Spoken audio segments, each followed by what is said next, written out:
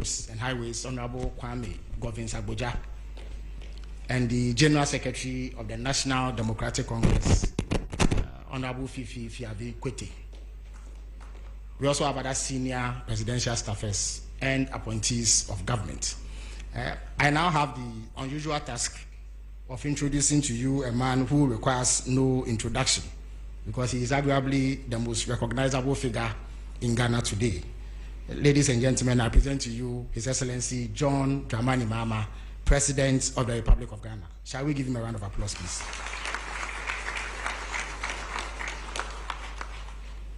So tonight's program, I beg your pardon, is in two parts.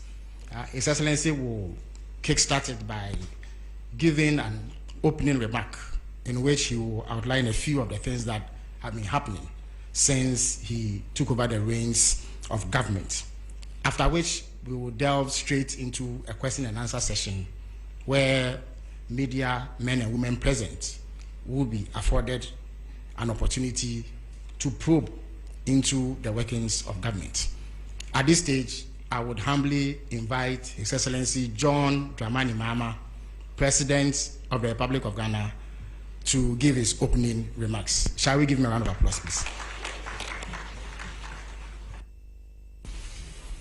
Thank you very much.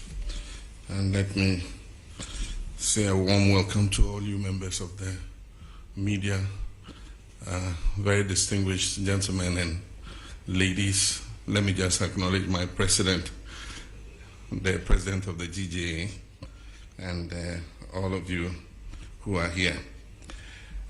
Fellow countrymen and women, I pledge to be transparent and accountable to the people of Ghana and to keep them abreast with the state of affairs at every juncture in my term of office.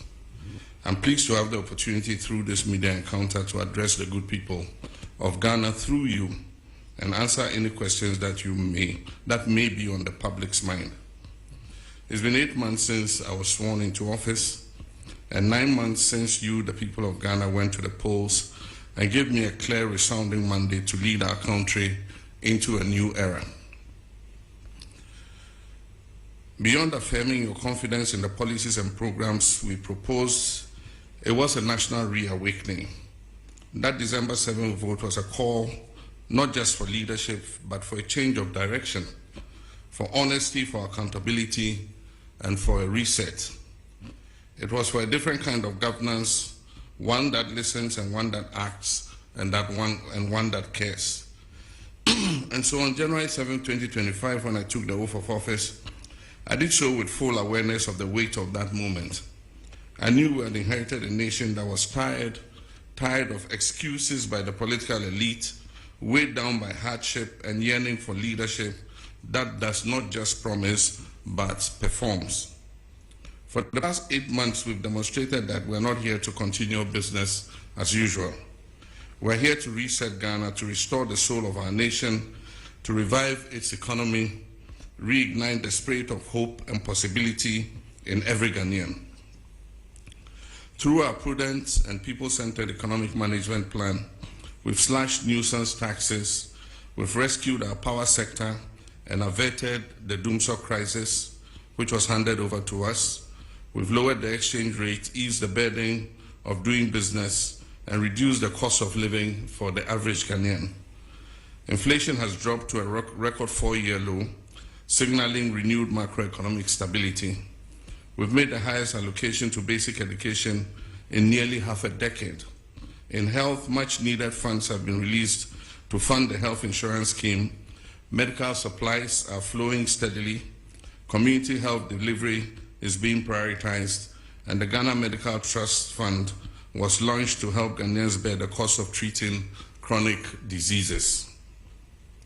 Only yesterday, I approved the governing board of the Ghana Medical Trust Fund, which the Honorable Minister of Health will soon inaugurate. A renewed focus on agriculture, particularly through youth-targeted interventions, irrigation, expansion, and the revitalization of the Land and Farm Bank project, is positioning Ghana to be food secure and export competitive. We've also laid the groundwork for a digital Ghana through strategic investments in science and technology and innovation through the 1 Million Coders program. These strides are not isolated. They are part of a clear, deliberate national reset that is restoring hope, creating opportunity, and ushering in an era of shared prosperity for all. My comrades, the education sector remains central to our reset agenda, as we firmly believe that the future of our country hinges on an empowered, knowledgeable, and skilled population. And so 3 months ago, I launched the no-fee stress policy, refunding fees to 120,000 first-year students in public tertiary institutions in Ghana. It signaled a decisive break from the painful era when dreams of brilliant but vulnerable young Ghanaians were cut short simply because they could not afford to pay fees, especially at that critical period of admission where they either pay or lose the chance at further education. We're not stopping there. The no-fee stress policy is intrinsically linked to our broader student loan plus policy, which will ensure that no student is left behind in subsequent years of study. Under this policy, students from low-income households will have access to flexible and dignified financing options to complete their tertiary education without the burden of unbearable debt or financial uncertainty. The implementation of the free tertiary education policy for persons with disability has commenced, removing a key barrier to higher learning and affirming our belief that education must be a right and not a privilege for every Ghanaian, regardless of their physical ability. To give life to our commitment to foster a knowledge-based economy, we've established the Ghana National Research Fund with an initial allocation of 50 million cedis. This is a step towards deepening research and innovation across all sectors: science, technology, humanities, and the arts. For far too long, much of the research conducted by our brilliant academics has been funded by foreign institutions, with the unfortunate outcome that the intellectual property and findings are often owned abroad. With this fund, we will slowly but certainly reverse that narrative by empowering our own researchers and ensuring that Ghana owns the knowledge and innovations produced by its intellectuals. As part of our commitment to research excellence, we offer full scholarships annually to 5 PhD candidates at every university in Ghana. By investing in our thinkers, we're investing in our future and asserting our intellectual sovereignty. In furtherance of our commitments to inclusion and dignity, we have distributed over 6 million sanitary pads to our girl children in primary and secondary schools to keep them in school and help them end period poverty. Contrary to the widespread misinformation that was circulated before December 7, 2024, the free SHS policy has not only been maintained, indeed it has been strengthened. We've made the highest budgetary allocation in the history of the policy as at now. A staggering 3.5 billion Ghana cedis has been dedicated to the free SHS. We understand that access without quality is inadequate, and that's why we're implementing the decentralization of feeding policy to allow the management of schools to make their own feeding arrangements to provide students with quality meals. Our commitment to foundational learning is equally strong. Basic education has received its highest budget allocation in almost a decade, reflecting our determination to rebuild the educational ladder from the ground up, with 564.6 million allocated so far for textbooks. We're addressing long-standing challenges in the system, particularly those caused by the reduced funding of the recent past. Fellow countrymen and women, we've also turned our attention with equal urgency to the health and well-being of our people. In 2025 alone, the national health budget increased by 13.4%, rising from 15.6 billion Ghana cedis to 17.8 billion cedis, one of the most significant increases in recent years. This bold step reflects our recognition of the urgent need to strengthen Ghana's healthcare system in the face of both domestic demands and global health risks. We've uncapped the NHIL and made 66% increase in funding to the National Health Insurance Scheme from 5.9 billion Ghana cedis to 9.8 billion Ghana cedis in 2025. This is not just a budget line, it's a life-saving commitment. These funds will help expand coverage, improve claims processing, and ensure that every Ghanaian, especially the poor and vulnerable, has access to affordable quality health care. The sudden withdrawal of $156 million in US aid health support, which previously sustained critical programs in malaria, HIV and AIDS, and child health, presented a serious fiscal and public health challenge. In response, we have readjusted our domestic expenditure priorities and ensured that the domestic safety nets are provided to cover the gap that occurred. To further bridge access gaps and enhance service delivery, government is investing over 2 billion Ghana cedis in healthcare infrastructure between now and 2028. This includes an initial 200 million cedis allocation in the 2025 budget to accelerate construction, expansion, and modernization of hospitals, clinics, and health centers nationwide. Whether in remote rural communities or high-density urban centers, our aim is the same: a health facility within reach of every Ghanaian. Cabinet is awaiting a report from the Honorable Minister of Health on the status and stage of completion of the Agenda 111 hospitals to determine a way forward for their completion. Our approach to economic management goes beyond improving the macroeconomic indicators. It's about making the Ghanaian household feel the impact in their everyday lives. As the popular saying goes, the real economy is not in statistics, but in the pockets of the people. And that is why I take pride not only in the clear signs of recovery and stability, but in the direct relief Ghanaians are experiencing from our economic policies. Today, we're seeing a stabilization in the price of goods and services, with inflation dropping significantly from 23.8% in December 2024 to 11.5% in July 2025, the lowest inflation rate recorded since December 2021. But this isn't just about numbers, it's about being felt across markets and homes. The prices of key commodities are falling, and for the first time in years, brands and businesses are actively advertising their price reductions, a sign that recovery is not only real but tangible. Official trade associations have presented data to Parliament that shows that up to 4,500 different items on the market have seen varied price reductions. We've stayed current with our bond repayment obligations. In a significant endorsement of Ghana's economic recovery efforts, global credit rating agencies, S&P Global Ratings, have upgraded Ghana's country credit risk from junk to B- with a stable outlook, reflecting renewed investor confidence and the positive momentum in economic management. To maintain this positive momentum of our economic recovery, we're increasing Ghana's productivity through bold job-creating initiatives. And one of the most transformative among them is our 24-hour economy initiative, a policy that is designed to boost micro and small and medium enterprise, modernize agriculture, and expand employment opportunities across key sectors. This initiative is not just about keeping the lights on longer, it is about unlocking new shifts of productivity, widening access to jobs, and building a resilient, inclusive economy that works for all. Only yesterday, Cabinet approved for onward submission to Parliament the 24-hour authority bill. Already we're seeing key institutions take the lead in actualizing the 24-hour economy vision. The Ghana Publishing Company has transitioned to a full 24-hour operation.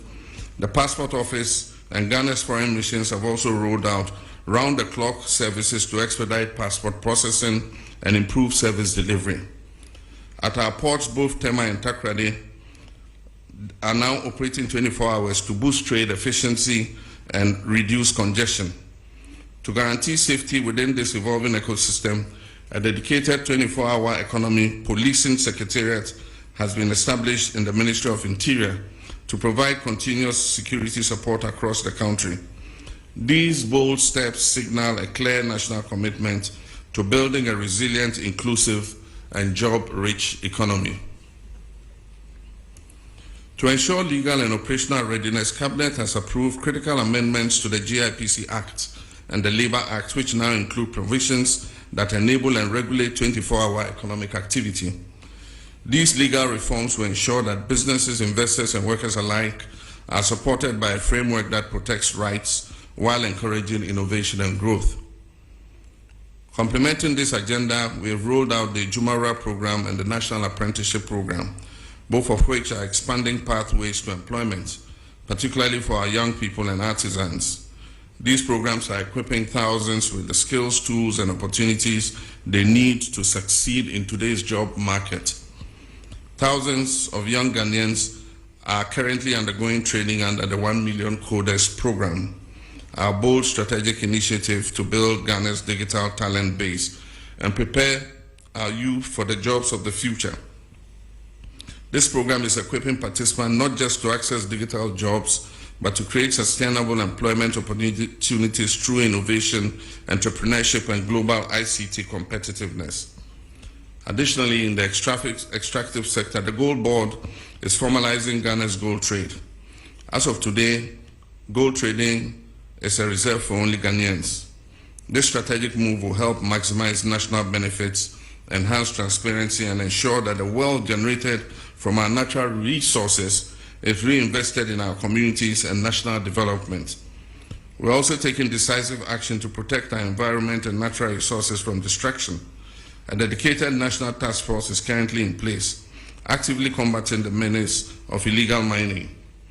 As a result of their operations, hundreds of excavators, water pumps, and other heavy equipment have been seized, disrupting the networks that have long exploited our lands and our rivers. In addition to enforcement, we are reclaiming what has been lost. 9 forest reserves have been successfully recovered from the grip of illegal miners, restoring these vital ecosystems under state protection. Our Tree for Life initiative is being actively rolled out across the country, targeting the restoration of lands degraded by illegal mining activities. Steps are currently underway to repeal LI 2462 to formalize our commitment to end mining in forest reserves. Let me be clear, since my administration resumed office, not a single license has been issued to any company to mine in our forest reserves. The repeal of LI 2462 is therefore intended just to crystallize in law what we have already demonstrated in practice, which is our commitment to protect these forest reserves. My friends, I understand that public accountability and the recovery of looted state resources are at the top of your expectations from my government. And let me assure you, my fellow citizens, that we've not wavered in our commitment for even a moment. Neither have we been complacent. What you are witnessing is not inaction, it is our steadfast adherence to due diligence, due process, and fairness in the pursuit of justice. Yes, our insistence on doing things the right way may afford those who have looted this country some temporary relief, but let me be clear, it will not grant them permanent escape. Across multiple fronts, active pursuits and prosecutions are well underway under the Operation Recover or the Loot. Over 200 cases are under active investigation, with about 80 people interrogated so far. Several prosecutions have begun, progressing steadily and remaining firmly on course.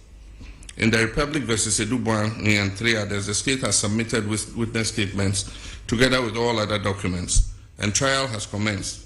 And the first of 3 prosecution witnesses have been called and have been cross-examined by counsel for the accused person. With the SkyTrain case, for instance, the prosecutors have secured a trial date, as all preliminary matters have been concluded and the trial is set to commence.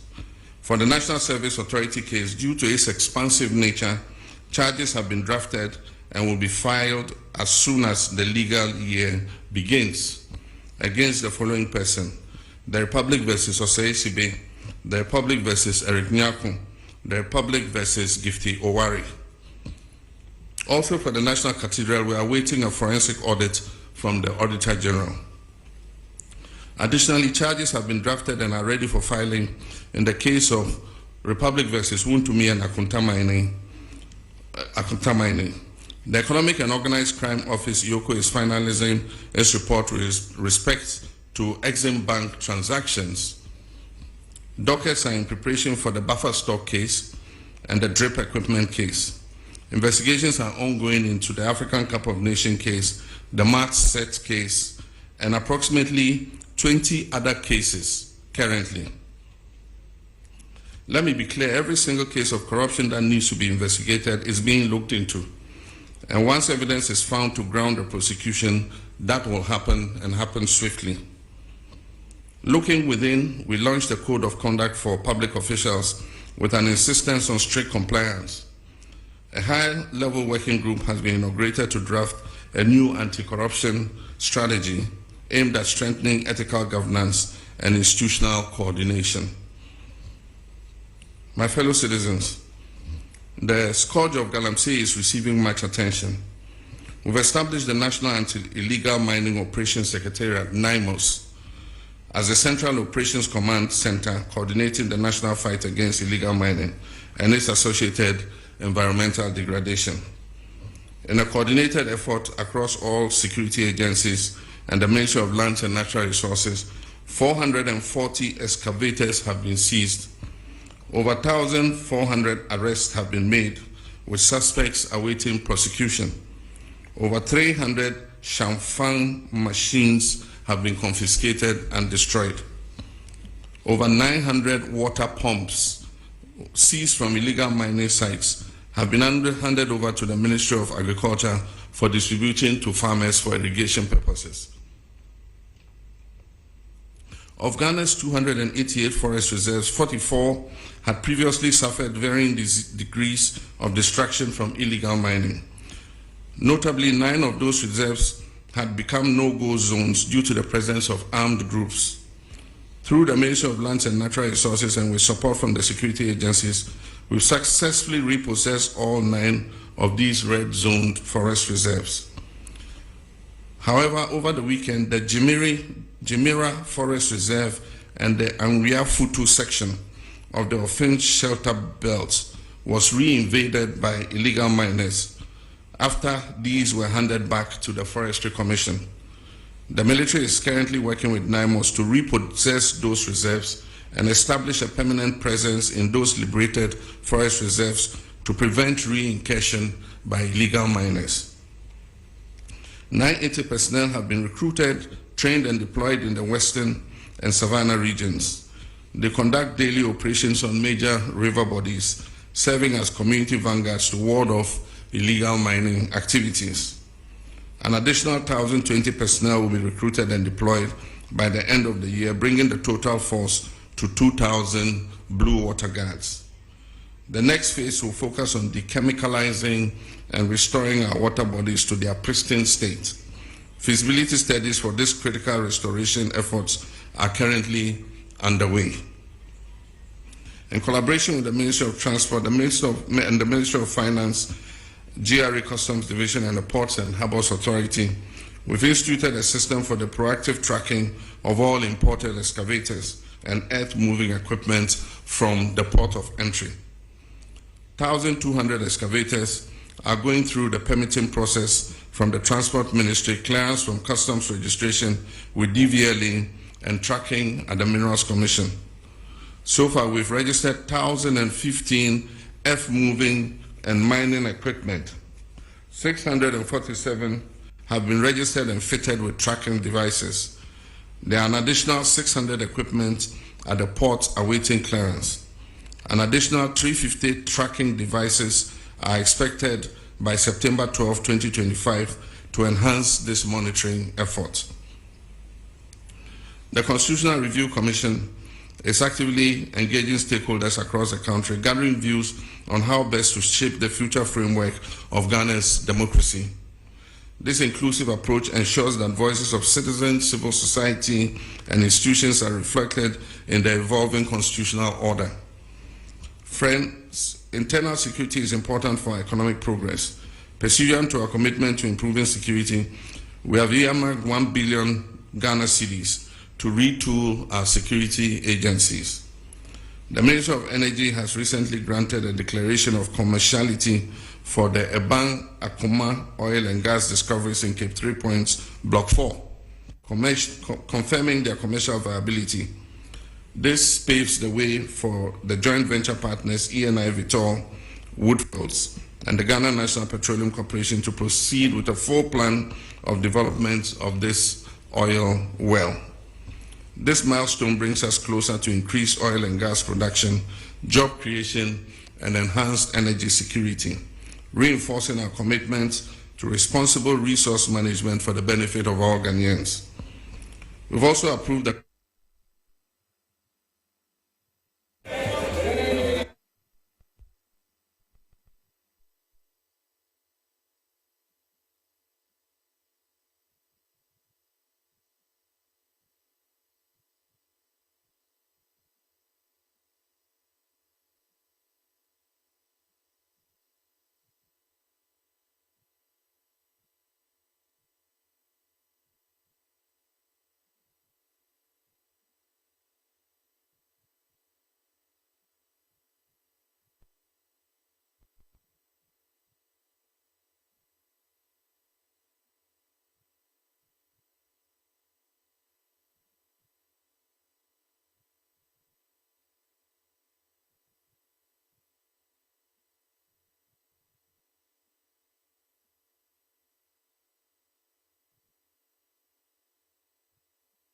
Common Fund was reaching metropolitan, municipal, and district assemblies, constraining their capacity to deliver local services. Our government has reversed this trend.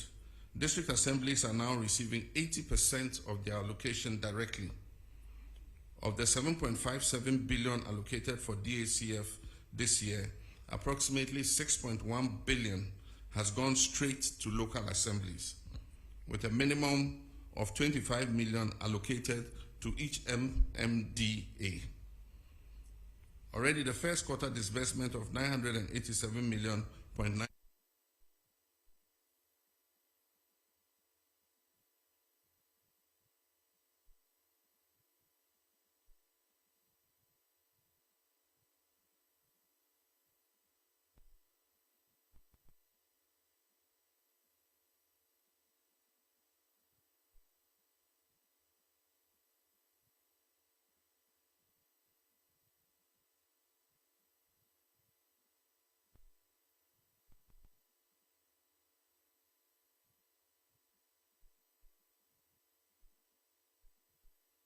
one primary, one GS block, potable water, at least 10 boreholes, environmental sanitation and school furniture.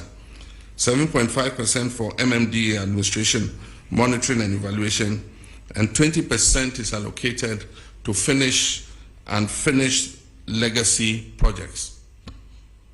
Simultaneously, all statutory funds such as 2.03 billion to the National Health Insurance Fund and 2.71 billion to GET Fund, covering NHIS, arrears, and free SHS, have been released in full, underscoring our commitment to public service delivery and local empowerment.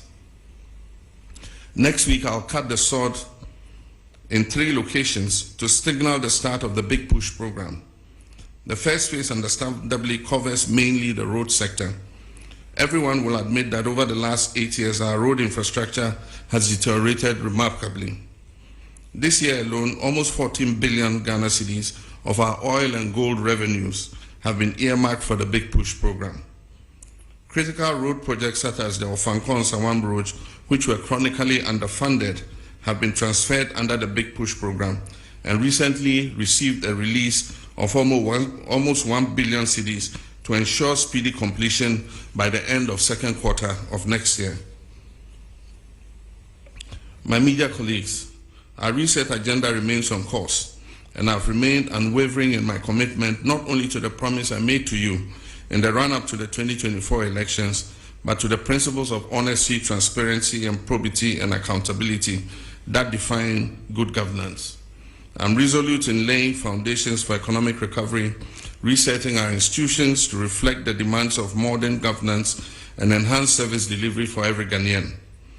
I'm driven by deep determination to see the dreams of our forebears for an economically independent and self-reliant Ghana realized in our lifetime.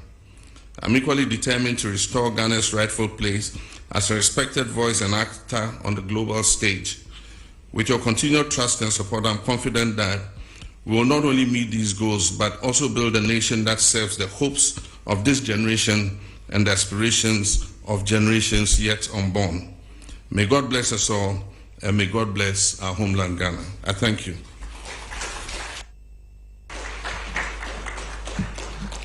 Thank you very much, Your Excellency. At this stage, we will delve straight into the question and answer session, which will be guided by the following rubric. There will be one question per questioner, and this is to ensure that we maximize the time. This program is supposed to last for 1.5 hours, and we are due to leave here at 9:30. I would also entreat you to avoid lengthy preambles to questions so that we can afford as many of you the opportunity to ask questions. There will be 5 batches of questioning with 4 questions in each batch. 2 microphones will be placed on either side of the middle row to enable these questions to be asked. So at this stage, I'll call on the ushers and stewards to position the microphones so that the questions could be asked. Okay, so the gentlemen on either side of the middle row are with the microphone. So if you want to ask a question, please put up your hand. You catch my attention now.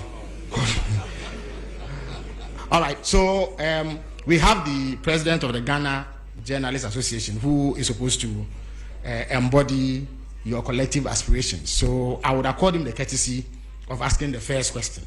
So Mr. Jumfo, you may ask the first question. After which I see Kojo Prekodankwa, and then the Moses of Bloomberg, and then one lady in the middle to bring the number to 4. Mr. Jumfo, you may ask your question, please. Thank you, Honorable. Mr. President, thank you so much for this opportunity, and having been given the opportunity to set the tone for the media encounter.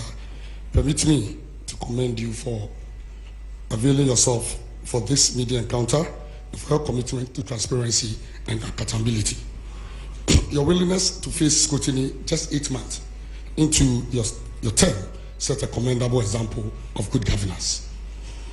We also wish to commend you for your assurance and firm commitment to safeguarding the safety and protection of journalists across the country. Now my question, Mr. President, as you may be aware, remuneration and general working conditions in the media are not the best, especially in the state-owned media, which falls under the authority of government. This situation is a key factor in our low ranking on the World Press Freedom Index under the economic indicator.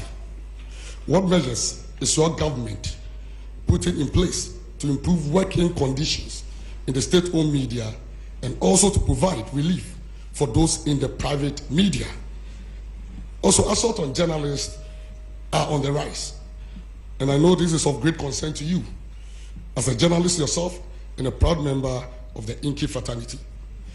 The Ghana Journalists Association would therefore like to know what your government is doing to address this disturbing trend. Thank you, Mr. President. Thank you very much. Kojo, you may have the microphone now. Good evening. My name is Kojo Prekodankwa, Kesben Media. In your remarks, you did touch on the issue of mining, and I want to commend your government with the achievements you chalked. But recently, we heard that Ghana Water Company is proposing almost about 280% increment in tariffs. One of the major reasons they raised has to do with galamsey and how it is affecting them to get us good or potable water. In this way, I would want to ask, Mr. President, would you then consider the argument that we should have the state of emergency when it comes to illegal mining? Thank you. Thank you very much, Kojo. I believe I called the Moses of Bloomberg. Yes. Your Excellency, thank you very much. My name is Akol Moses, a correspondent of Bloomberg. Your Excellency, Ghana's economic indicators have turned into a positive trajectory, and buoyed by the ratings you also referenced and investor confidence. Do you think that that gives enough scope for you to go back to the international capital market, maybe for your first Eurobond after the defaults? Thank you. Okay, so we'll take the final question in this batch from the lady whose hand is up.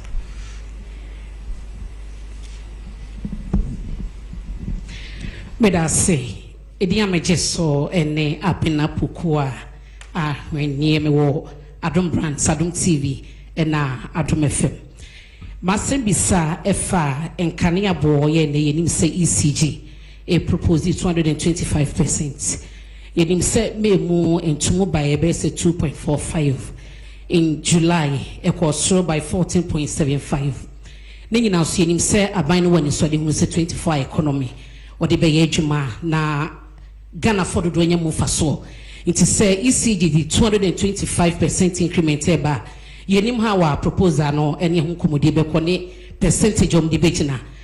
Ebeko Ghana for Bibena na company say ano yedin. Yebisa se betumenya nsusanso e wo 24 economy no so Ghana for butum na ebiom sa ban be hwese obeso asene eye subsidy ama omanfo ho atoma na medase. Yo medase. So, His Excellency the President will field these questions at this stage. Thank you. Thank you very much, President of GGME. Your question is a double question, one on remuneration and the other on assault of journalists. With regards to remuneration, I would say that it's not only journalists in the state-owned media who are dissatisfied with their salaries. Public service salaries are not living wages. I agree with the TUC that we must work towards a living wage. All of us are dissatisfied with the salary we get as public servants.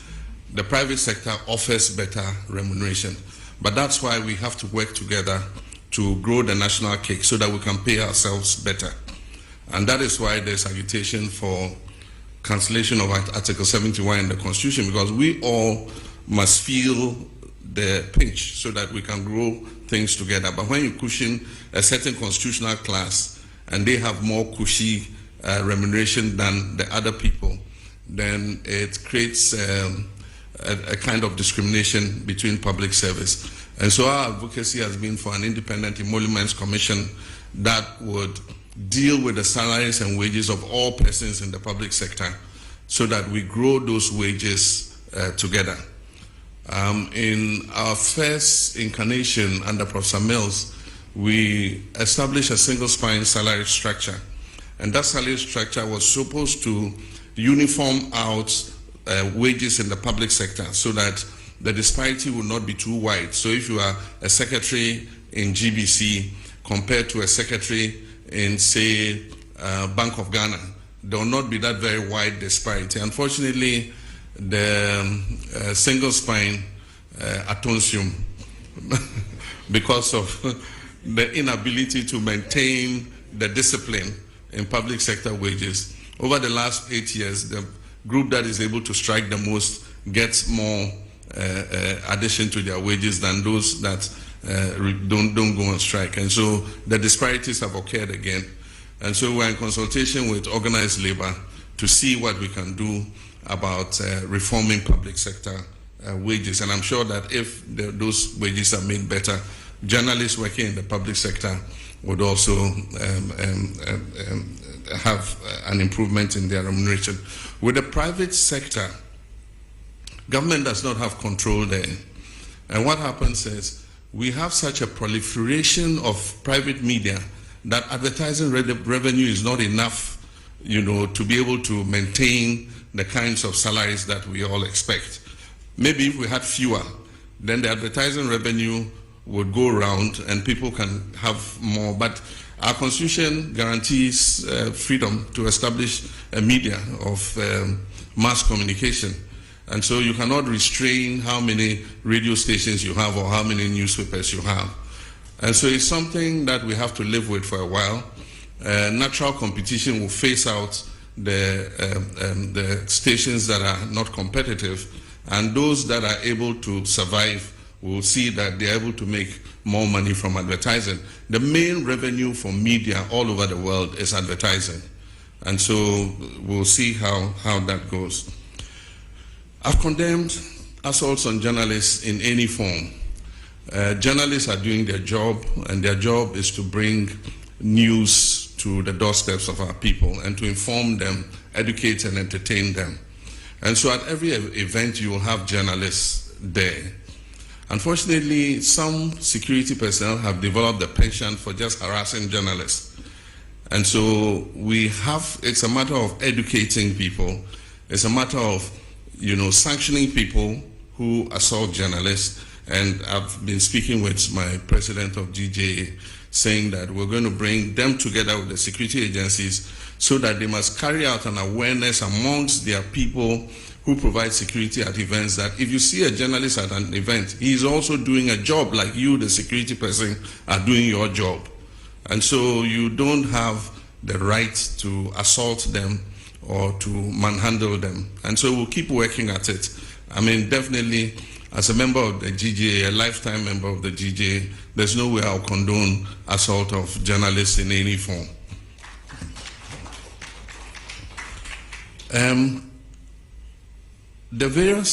We do occasional review of tariffs. And when these tariffs are about to be reviewed, proposals are requested from the utility organizations. And so I noted that recently Ghana Water presented their proposal, and Electricity Company of Ghana also presented their proposal. It doesn't mean that the proposal they present is what is going to be implemented. We have the regulator, which is the PURC, that looks at all the factors, including the exchange rates, including the cost of production and all that, before they determine what increase in tariff is allowed. And so the fact that you hear that water company says they're going to increase by 200 and something% does not necessarily mean that PURC is going to allow them to do that. Now, meaning about Obusa ECG then also, the same for both utilities. ECG so I propose 200 and something%, but I know interest PURC budget to say me into electricity tariffs musa. Share and nyoma a core electricity production to say fuel nesan nyoma and sana omashe senya omo de tariff nebesi. Na MRP no at the frontier your tariffs across run is a nipa bebre entia. Enti wo hwe ECG say your case commercial and technical losses are almost 42%. I just say of electricity almost ton almost to me a aketua of only about 58%.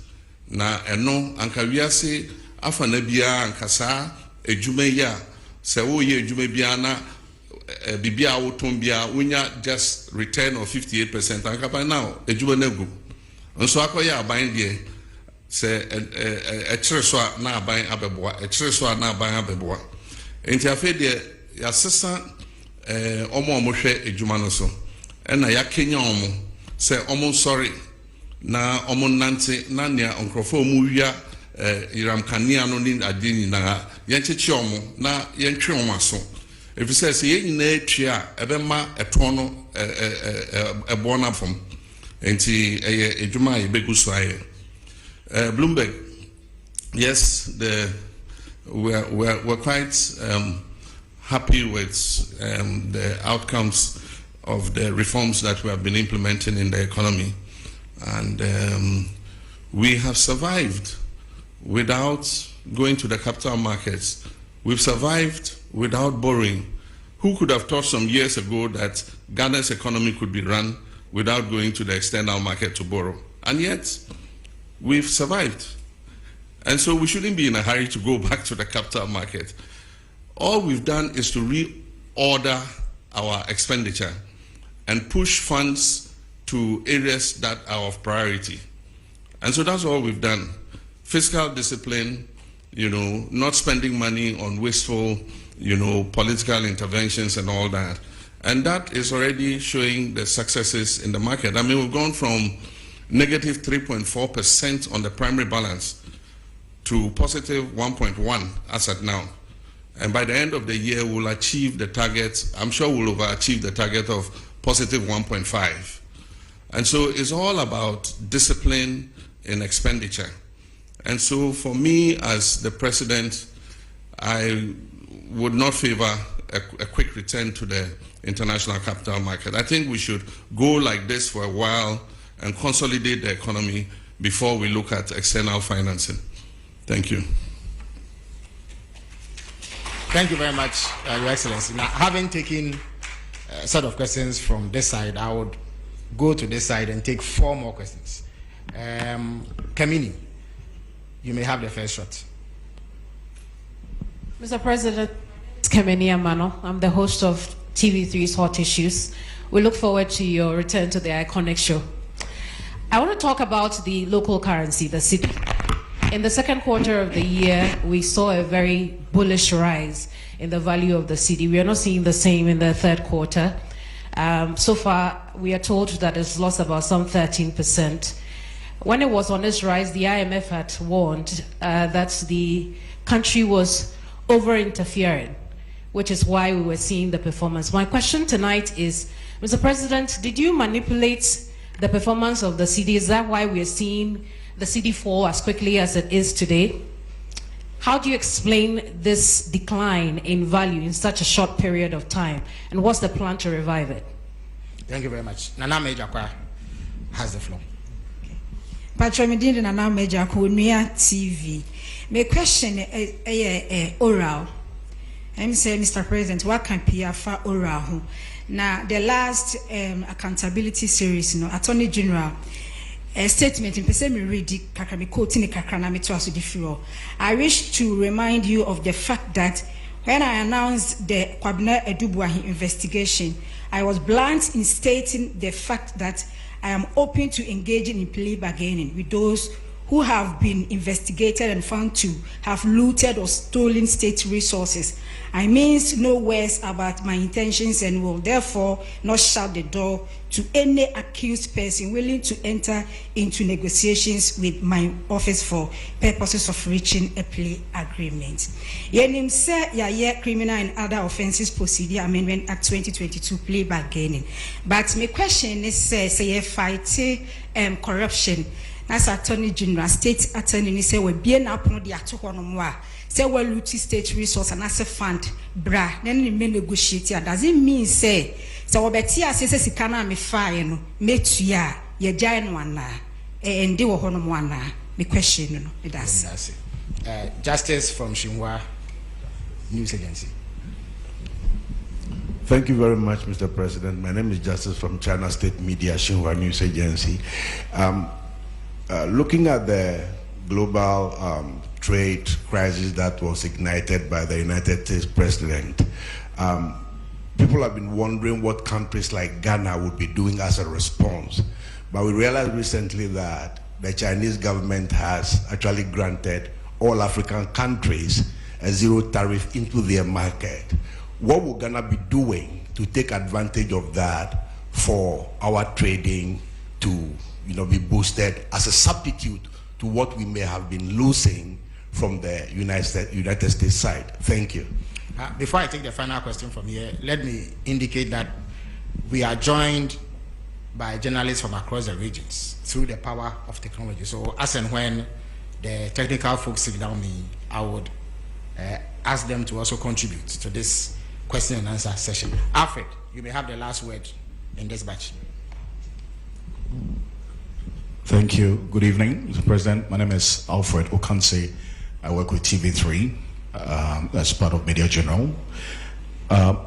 Just on the back of the oral question that was asked by a colleague of mine, over the weekend we had the General Secretary of your party indicate that there are some NDC lawyers who are cutting deals with some persons who are standing trial for acts of corruption.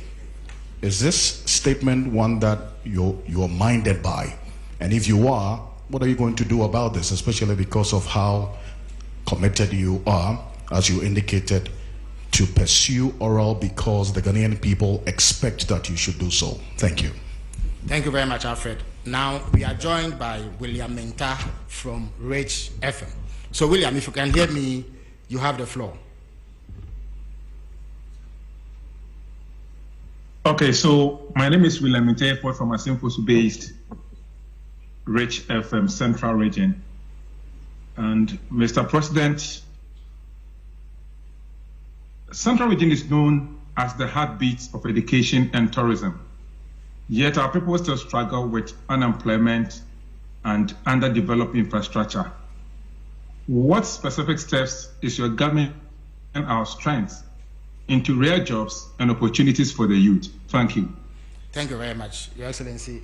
You may answer this question, sir.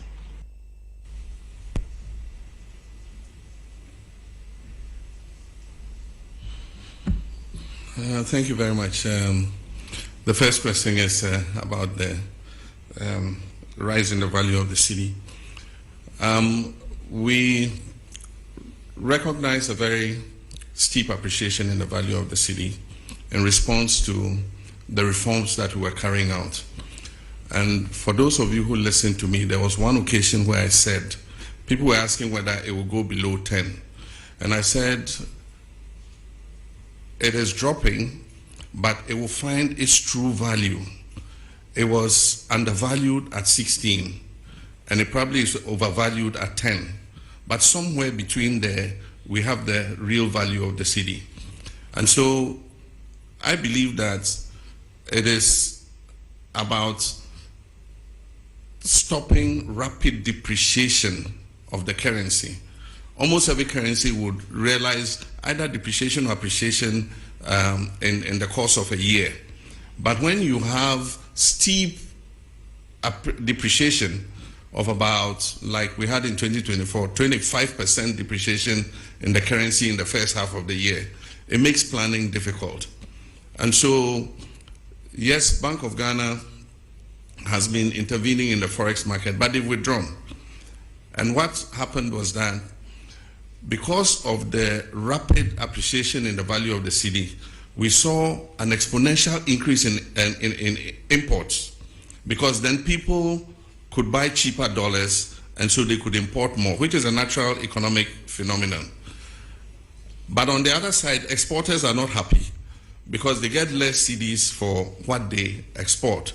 And so every country tries to find out a balance where exporters are able to do good business and importers are not overburdened by high forex rates. Where that lies, I don't know. I'm not a central bank.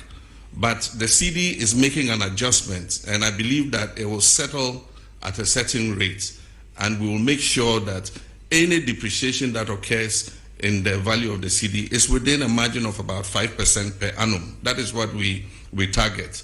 And so for now, there's still speculation.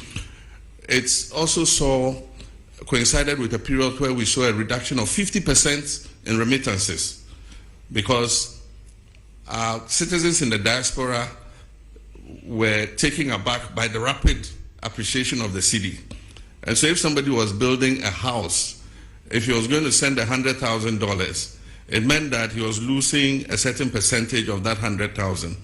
And most of them would decide to adopt a wait-and-see attitude and say, oh, no, as for cedi, it's not possible that the cedi can regain its value to that extent. By all means, it will go up again. So I'll hold back my remittance until the cedi goes back up. So we saw a 50% reduction, but there were also some other factors. There were some money transfer companies that were collecting cedis abroad and not repatriating collecting dollars abroad and not repatriating the dollars. There were other which we're investigating. There were other cases where people applied through the commercial banks for foreign exchange to cover imports, and those monies are transferred to pay for imports, but the imports never came into Ghana. And we've studied a period of 4 years, and over the period of 4 years, about $42 billion was taken out of this country without the corresponding imports coming into the country. And so we started sanctioning some banks, and soon we'll start interrogating some individuals who ostensibly took money out against imports but never brought those imports. We want to know what happened and if there was wrongdoing to sanction whoever it is. While we work to stabilize our economy and improve the value of our currency, we must protect that currency, because a strong CD is good for all of us. But when that happens, some people try to take advantage of it. And I think that we should all condemn anything like that. FR investigations now with regards to oral. Senya Okayano, MPP abreso omode nhihye bi by ayemra se abane wudi efa case bi ho se ebia wafesika na bibia o akwenya obetimi aka se yo ene aban case na mode kwedu amode bomeno me sande sika na se agudie bia na se bibia mode bom kwedu no me sande aba se ne be ya bomfa me nkoto how do they call imprisonment efiase bomfa me nkoto efiase enti ayemra edaho enti obi a yabo no kwedu bia ewo tumi se obeka se yo ene yentwa so na memfa seimra na yenjai sa eyuno enti eno enye aban ena ebeka eye nipa yede na kugina court and so say oka say oh munjai asem no mu na memfa seimra na say agudie bia me fa ye me famra na say japade bia me fa ye me famra na say bibi aban wakwenya say ebeka say de bi enje na yebeto aso any case no enti ejina case no any nia nipa ne ye enti still aban wotumi say even though wako emra na ase aka say me pese me san ede bibi bema aban na aban eja case no mu aban betimi aka say de bi yempe yenje enti eno a case by case say o sheda ede adwembone ewia yesika a echese eso a yegyina echese I don't know how to explain I just say abo aban anase oman car you to me say ebeka say yempe nia wode ba no na yede obekwa akoto efiase but ni be reason ka say na wode nkoto efiase wa na obeto aduane ama no wa na obehwe no oyare a wode no beko hospital enti say we wia sika na okase o sande sika be mawa ene ho wonfa so se yebeji yesika chen se yedi nipa no beko efiase enti ye no de Attorney General ene behwe no akan nia ehia. With regards to trade tariffs and China zero tariffs, it's an incentive for us to export into the Chinese market, and we need to look at the items that China imports and see where we have a comparative advantage to be able to take up those imports. I know that China imports a lot from the US, and there's a trade tariff war between US and China. So China is looking for alternative markets to import those items. And so they import a lot of meats from the US, they import a lot of maize from the US and other agricultural products. And so if we have arable land and we're in a position to expand our production, then the zero tariff will make meaningful sense. Then we can take advantage of it. But it is just a figure if we are not able to respond and be able to export into the Chinese market. But I think that it offers an opportunity for diversification of markets. Nobody wins tariff wars. It's unfortunate that America has appended the whole world trade system. We all work towards a rules-based trading system. It took years of negotiation from Rio to Doha round and all that, and eventually reasonable tariffs were agreed between countries. countries like Africa enjoyed zero tariff into the US because we were in the developing world. And so it was a concession that US gave. And what you receive in exchange is soft power that, you know, a lot of people have a good disposition towards the US because the US has been kind to Africa and all that kind of thing. But in comes President Trump. He has a more transactional mindset. And he says that the US has been taken for granted for a long time. And so even countries like Ghana in Africa, he slapped a 15% tariff on us from zero tariff. And so AGWA is technically dead. It was due for renegotiation in September. There's no way with this 15% tariff AGWA is going to be renewed. But we're just watching carefully. The power to impose tariffs is that of Congress. But in this case, the US president always pushes the limits. And so there's a case in the US Supreme Court to determine whether his impositions of tariffs are legal or not. And so depending on what the US court says, the tariffs would either be permanent or they might have to go back to Congress to endorse the tariffs that he has imposed. And then from the Central Region, Rich FM, he asked what we're doing to enhance the tourist attraction of the Central Region. It's all about infrastructure. It's also about service. With infrastructure, even the travel time to Central Region is, even the travel time to Central Region is a major problem. In Ghana, we've maintained single lane, highways for a very long time. They are prone to accidents. A lot of accidents occur. Now every day you hear there's an accident on the Kumasi Road, there's an accident on the Cape Coast Road.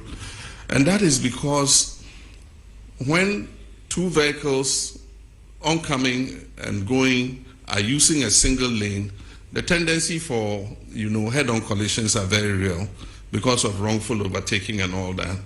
So one of our first things that would enhance tourism in the Central Region is that we're dualizing the road all the way to Takoradi. It will reduce travel time to Cape Coast. It will allow somebody to wake up in the morning, travel to Cape Coast, enjoy his tourist experience, and be back in the evening to Accra to sleep. And so reducing the travel time will help enhance that. But apart from that, we must identify what the tourist sites are, improve their attractiveness, and also improve the service delivery. One of the things that affects tourism in Ghana and West Africa is that our service is poor. You go to a restaurant and they think that they are doing you a favor. You go to eat and they think that you owe them, to serve you. If you go to other parts of the world, it's completely different. You are compelled to spend your money because they are all over you. Even before you finish the drink that they have given you, you are halfway. Can I bring you another drink? And if you are the shy type and things, you always say, oh, yes, yes. And you forget that you have to pay for it. And so we must improve our service delivery. Owners of services must take professionals who know how to be courteous to customers, to know that we are in this job because you've come here to eat or you've come here to do this. And so that's one of the drawbacks of our whole tourism experience. And most times you spend so much money, set up an establishment, instead of going for professionals, you go and haul your relatives from the village to come and serve people. They pay and they can't even get their change. You can't find the waiter who took your money. And when you even find them, he says, oh, we have no change. I mean, they have a certain sense of entitlement.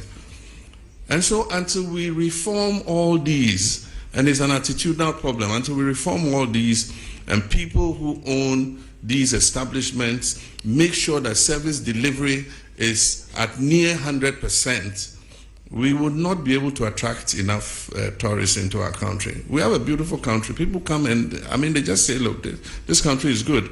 But if you hear a lot of the feedback and you say, oh, but what is negative about it? Oh, your service is not the best. Always, I mean, that's the feedback that comes. But the government will do its part. Government has the responsibility for making sure the infrastructure is good. And we're starting with the road, making sure that we dualize the road all the way to Cape Coast and Central Region so that people can travel easier to go and enjoy the tourist attractions there.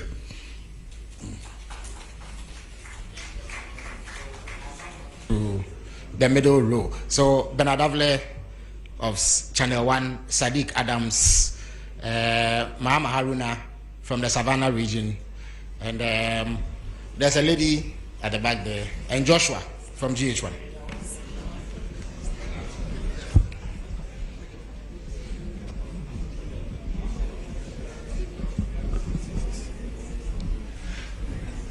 Thank you, Felix.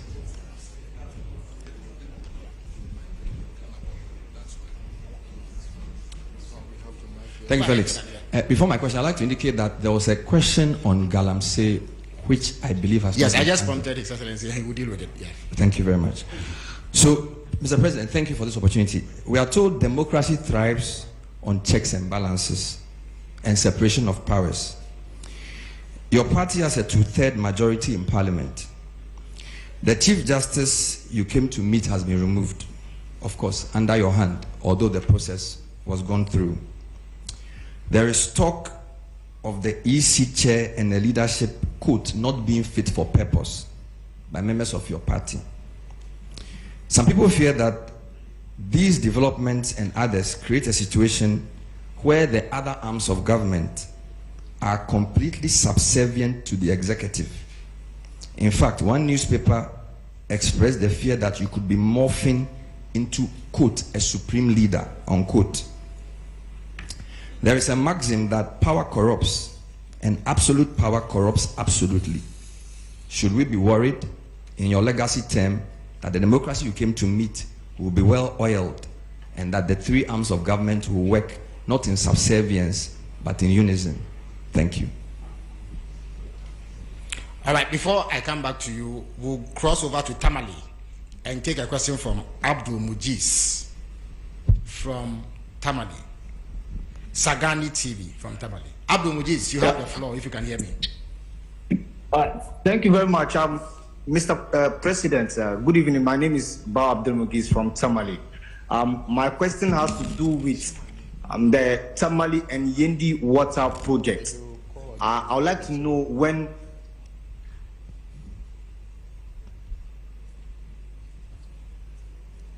Well, we seem to have lost Abdul, but I think I can continue for him. We would like to know when the Tamale and Yendi water projects will be executed. Yeah, Sadiq, you have the floor now.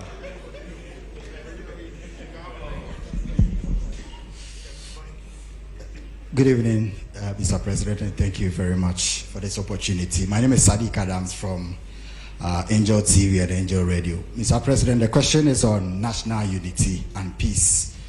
There has been a recent spate in social media accounts created by unidentified people purported to be representing ethnic and tribal groups. We have seen some vile attacks, pockets of that on social media, TikTok, and some of them in real life. There has been a number of them, and we observe over 50 that has been set up particularly to attack and inflame ethnic passion and tribal issues. If your security agencies have taken notice of this, what are the measures being taken to ensure that our national unity and cohesion is protected by education and sensitization, as well as trying to put this in a context of not suppressing freedom of expression, as well as maintaining the national cohesion that we have because of these kinds of threats and attacks from social media on ethnic basis? Thank you. Thank you very much. Joshua from GH1. Good evening, Mr. President. I am Joshua Kujumensa, GH1 Television and Star FM. I'm glad to hear that you personally are telling us that indeed steps have been taken to repeal LI 2462. But then I want to find out from you, the pro-environmentalist groups and then civil society, they want this declaration of a state of emergency. Where's the difficulty in declaring that state of emergency? Thank you. Thank you very much, Joshua. Mama Haruna from Savannah. And then we'll take a final question from the lady from GTV. Thank you very much, Honorable. My name is Mahama Haruna, as you rightly said, from Savannah region, Inkligi FM. Mr. President, we expected you to say a little on the security situation in the country, especially the unfortunate Boko conflict, and recently the conflict in your own backyard of Savannah region. I know how uncomfortable you are with the conflict in your backyard between Gonjas, who are the landlords, and the Brefos, who are the settlers. They've coexisted for about 100 years until recently. I know you are more worried because almost everyone in your backyard, Gonjas, Brefos, will always vote for you massively, sometimes almost 100%. Now, since 1996, when you contested your first elections, first of all, I just arrived from Bole, where you hail from, and I can say that the people are not happy with the curfew imposed on them, especially in the beginning. People were dragged from their rooms and beaten. There's evidence to that. Now let me go to my question. You may want to wrap up. No, yeah, I'll wrap up. Mr. President, you've put in place, the Minister of Interior has put in place a mediation committee. Do you think it can resolve the problem? Because some are saying there should have been a reconciliation committee. Moreover, the people are saying since the conflict erupted, they've not heard from you. So what do you have to tell your people? Thank you very much. Thank you very much. So the final question will come from the lady from GTV. Good evening, Your Excellency. Thanks for the opportunity. I'm Salamat Kukwa Pinto. I'm with the Despite Media. Yeah, pardon me, Despite Media, yes. Yes, right. Yes, thank you. I wanted to hear something for the creative arts industry when you made your presentation, but I didn't hear anything. The question is that you have shown how you want to bridge the unemployment gap, but I want to find out that how do you intend, or can you tell us what plans you have in using the creative arts sector to solve the high unemployment? And also, please, I would like to hear what is happening with the Black Star experience. Thank you. Thank you very much. So His Excellency will now answer these questions.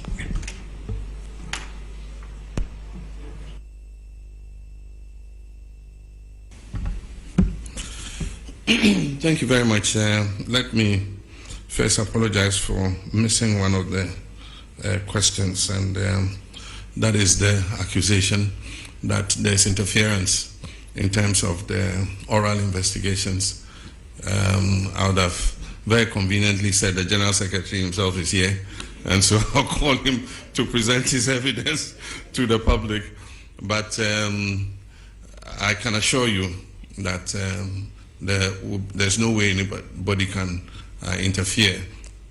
I cannot be in people's mind to stop them from attempting to interfere, but I am responsible for making sure that that interference comes to naught. And so I closely monitor. I hold regular meetings with the Attorney General. He briefs me on the status of investigations, and so I'm confident that the cases will go ahead based on their merits, and that nobody would have the opportunity to interfere. If anybody goes lobbying people or paying people to interfere, they probably are just throwing away their resources. All cases will be investigated and come to their logical end. If people are exonerated in the courts, that's what justice is all about. We will do our part, and we're being painstaking in preparing the dockets, and that's why people are complaining that it's a bit slow. But you don't want to hurriedly take a docket to courts and have it thrown out on technicality. And that's why you need to make sure that by the time a docket is prepared and prosecution starts, you have a watertight case that will ensure that you get a conviction. And so that's the process that we're going through. There was also a question that was tied to water, but it also had to do with galamsey. It says that the justification for water company asking for such a steep increase was because of the cost of treating the water. And I answered it in terms of the tariff, but not in terms of the galamsey in the water. But in my statement, I indicate that we just started with the Blue River Guards. We're training more and more of them. These are long expanses of water bodies. And so far, those we've trained are 600 and something. They are not enough to cover even the length of the Ankobra. And so as we recruit and deploy, because they patrol the water bodies, if they see any Shamfam machine on the water body, they seize it and we burn it, we destroy it. And so I gave you the number of Shamfam machines we have seized and destroyed. As we continue to increase the numbers of these Blue River Guards, I'm sure that we'll be able to cover the tunnel, we'll be able to cover the prow, we'll be able to cover the Ankobra. And we hope that then we'll start seeing, some reduction in the turbidity of the water. But even more than those on the water bodies, the destruction is the forest reserves. Because the rivers take their catchment areas from the water reserve. So if you destroy, from the forest reserve, if you destroy the forest reserve, the river or the stream will dry up, because where it takes its water source will no longer exist. And so that's why at the beginning of the struggle I said our focus is going to be on the water bodies and the forest reserves, and then we can stretch out to other areas. So as we train more Blue River Water Guards, we would see an improvement in the turbidity levels of the waters. Bernard said I'm in danger of becoming a supreme leader. Look in my face, do I look like a supreme leader? And that is to paraphrase Prof. Star Atamils, do I look like a cat hunter? Do I look like a supreme leader? I'm a Democrat through and through. And even when we attained 2/3 of Parliament, I said that we're not going to use it to ride roughshod over the minority, and that we're going to give opportunity for democracy to flourish. And so we don't intend to use our 2/3 majority to steamroll our democracy. We believe that even though the people of Ghana gave us that overwhelming majority, it wasn't meant to turn Ghana into a dictatorship. They gave it to us in order that we could carry out reforms to make our governance better. And I think that we stand a very good chance with that 2/3 majority to finally move the amendments to the Constitution that we have all wanted. In the past, because of hung parliaments and all that, we couldn't make any progress, because there are some of those amendments for which you need an overwhelming majority. And so Ghanaians have given us that opportunity and say, look, go ahead and do these things so that we can have a better constitution that will take Ghana for many more generations to come. And so that's what I believe. But I certainly am not on the way to becoming a supreme leader or an autocrat. Yendi and Tamale water. Yendi, Tamale, and Damango are 3 urban areas in the northern regions that suffer severe water scarcity, especially Tamale. Tamale is probably the biggest city in the whole of the 5 northern regions. The population has been increasing rapidly, and the water system has not expanded as fast to meet the demand of a growing population. And so we have to urgently expand Tamale, Yendi, and Damango has become a regional capital. It has started growing very fast, and it faces a scarcity of water. The Tamale and Damango water systems are under an EU program, and recently when I went to Brussels, it's one of the things we discussed. There's funding available for those 2 water systems. And so because we have a cap on our credit, external credit, of $250 million a year, we have to find space within that to be able to accommodate Tamale and Damango water. But I want to assure you that they are priority projects for government, and we definitely would fund them and make sure that before we leave office, Tamale and Damango get sufficient water for those cities to thrive. With Yendi, we are placing Yendi under the Big Push program. And so we're going to fund it with our oil and gold revenues and establish an expanded water treatment system for Yendi. The budget statement is going to be read in November. And in the budget statement, details of these projects will be included in the budget. The last time the GJA came to me, I mentioned to them that as the world changes and new technologies come, we're moving from not having just the traditional media into having what we call the new media. These are all the new social media instruments like TikTok, like Facebook, like X, and all of them. And so the traditional sense of journalists like you, most of you trained and working in media houses that have a corporate identity and can be held responsible for the information that you put out, is beginning to change. We have a new crop of I'll call them neo-journalists, who anybody with a phone and a camera can report news or comment on national issues. Now the point is, who holds those people responsible? And that's what he's saying. If you go to some of the WhatsApp platforms, or you go to some of the commentaries in the TikToks and others, we have what we call hate speech, incitement to violence. Those are criminal. Despite the fact that we have removed the criminal libel laws, there are some laws that make such people accountable. Because if we don't regulate that sector, it can lead this nation to war. There are some of the incendiary statements that have been made in the Boko situation that are fueling some of what is happening there, making people hate each other and see each other as enemies. It's been the same in the Gonja Brefo thing. Some people fanning and inciting violence against each other. This falls in the ambit of the National Signals Bureau. And so the National Signals Bureau now has the technology to use your IP number and find you wherever you are. So I'm sending a signal to Ghanaians that we can find you those doing those hate speech and things. We'll use your IP number, we'll trace you. And when we trace you, we'll deal with you under the criminal code for inciting violence and disturbance of the peace. But I believe that beyond that, we must start making regulation for this new media because it's unregulated. And so anybody just takes a phone and says, oh, this plane crash, I wish that so and so had been the one in the helicopter and had died, and dwarfs have eaten him in the forest. I mean, why would you say something like that? And so we need regulation for that new emerging media. But in the meantime, the National Signals Bureau has been given the full authority to track down people who do that kind of thing and bring them to be sanctioned under the criminal code.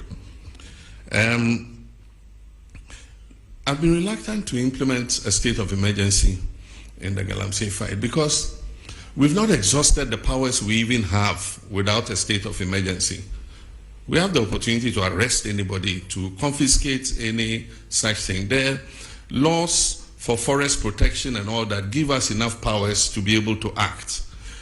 Implementing a state of emergency might sound nice, but it should be the last extreme, the last resort. So for now, let's exercise all the powers we have. And if it becomes necessary for a state of emergency, then we'll look at it. It means we have to go to Parliament.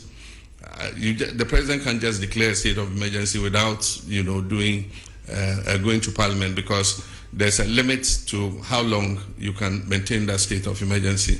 And so I believe that we still have leverage to continue to fight galamsey without necessarily implementing a state of emergency. It means that we have to delineate the areas where the state of emergency is operational. And if you look at the area where galamsey is taking place, it covers several districts of our country. And so we would do it if it becomes necessary. But for now, I think that we've given the security services enough powers to be able to deal with people who are found to be involved in galamsey. With regards to the security in the Sola, Tuna, Kalba, and Bole districts, it was an incident over a small plot of land, like the land you put a container kiosk on. That's all. And it has led to over 30 deaths. Somebody has his house, and there's a land between the house and the street. And he wants to build shops on that land. And then there's a dispute with the chief. And then it leads to gunfire and then deaths. It's most unfortunate, like the questioner said, these are two groups that have lived in peace for so many years and are intermarried. There are people from one side who are married to their others, people from one side that are married to others. I, for instance, am such a mixture of people, I don't know who I am. Part of me is Vagla, part is Safalba, part is Gonja. I mean, quarter of everything. And so if my ethnic groups are fighting, it means my body should be fighting with different parts of my body, because I'm a mixture. My blood is made up of all those ethnic groups. And so it's most unfortunate. And so we've put in a mediation team. We mentioned the members. The two MPs are supposed to be ex-official members to work with the mediation team. If you look at the terms of reference in the mediation team, there's also reconciliation. And so even though we call it a mediation team, its terms of reference includes reconciliation. So we're giving them the full authority to meet both sides, to perform purification rites, to cleanse the land of any blood that has been spilled and all that, and then to come out with recommendations how to improve relations between the two groups so that they live in peace. There are few feudal practices that have been complained about, you know, where people are called to chiefs' palaces and shipped, or they are forced to give up their animals and things. We need to look at all those practices too as we go forward. We're in a modern society, and so sometimes some of these things we must take another look at them. I've been accepted by all sides. Indeed, sometimes my greatest supporters were people of other ethnic extractions other than my own Gonja extraction. I won elections not because I was a Gonja, but because of the person that I was, you know, and I enjoyed a good relations with everybody. And so even though I haven't visited yet, I have not gone there yet because I want peace to have a chance, but I've been pulling the strings. I sent a delegation to the Yegbonra to prevent him from leaving Damango and going to Biniri, which would have escalated the conflict. And he listened to me as a father, and he refused to go. I stopped the Bolera too from going there. We gave the chiefs an escort to go and see the place where the incident happened. And I think that that has lessened tensions. As I speak, we've given the security services the authority and the resources to begin to bring some of the displaced people back to their communities. And so we're going to work hard to make sure that we bring peace to Gonjaland. We need peace to develop. Our common enemy is poverty, it's not each other. Savannah is one of the poorest regions in the country, and so we must rather be fighting poverty rather than fighting each other. The last one, the creative arts. The creative arts is one of the important sectors. What we notice is that the creative industry creates jobs faster than the traditional sectors that we have known. By the time sector or manufacturing creates one job, the creative sector, digitalization, knowledge industry, arts and things would have created about 5 jobs. And so that's an area in which we have to continue to invest. And that is why we created them as a ministry together with tourism. The Black Star experience will take off. They've been working on all the foundational issues, and you'll soon see a sign of it. In the next budget, we're going to make some allocation for the creative arts, for the film fund, and to support Kuma Wood and all the filmmakers, to support the music industry, to support the arts and all that. We need to put our money where our mouths are. And I think that the creative arts are a good representation of our culture and who we are as a people. Thank you. Excellency. Unfortunately, due to constraints of time, we would take a final round. So I will start with the gentleman from TV5 Le Monde, and then let me be inward looking and call GTV, who I superintend. I see Kojo Yankson at the back. Let me come this way and call the gentleman from BBC, and then I'll give the final slot to a lady, the lady at the back. That will be it.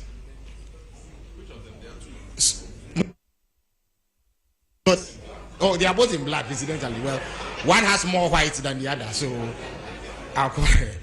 All right, so Le Monde, you have the floor.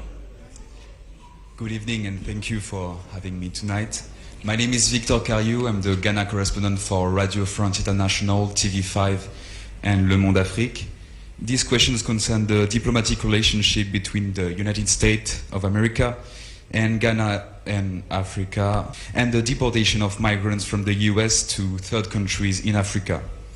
Your Excellency, with regard to this matter, how do you perceive the recent deal between the US and Rwanda, Eswatini or South Sudan? And also, has Ghana already received migrants from a third country deported from the US? Or if not, is Ghana considering doing so in the near future? Thank you. Thank you very much. GTV has the floor now.